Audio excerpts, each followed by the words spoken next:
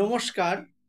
অনেকেই গণেশ পুজো করব, নতুন করে গণেশ পুজো করতে চাই।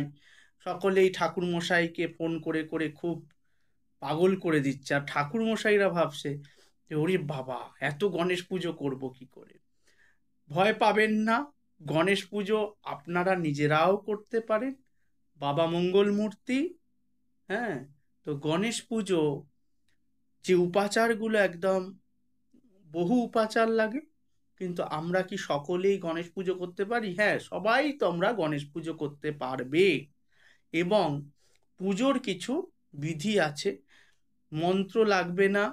সাধারণ গৃহীদের জন্য বলছি, প্রত্যেকে গণেশ পুজো করো বাড়িতে। বাবা মঙ্গল মূর্তি সকলের মঙ্গল করেন, সিদ্ধিবিনায়ক গণেশ। বাবাকে যেই যেই উপাচারগুলো দিয়ে আমরা সন্তুষ্ট করব, মোদক দিতেই হবে, মোদকাসক্ত। আর মোদক তো দিতেই হচ্ছে।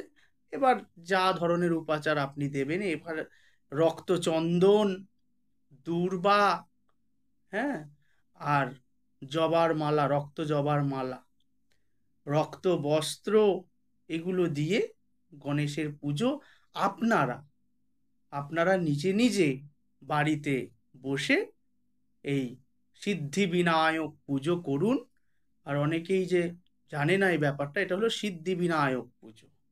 অর্থাৎ এই বিনায়ক পুজো সমস্ত কিছু রক্তচন্দন, দুর্বার মালা, মোদক, রক্ত বস্ত্র, এগুলো উপাচারগুলি নিবেদন করুন। দেখুন, বাবা সহজেই সন্তুষ্ট হবে এবং সিদ্ধি প্রদান করবে আপনাদের। জয় মা, জয় মা, জয় মা।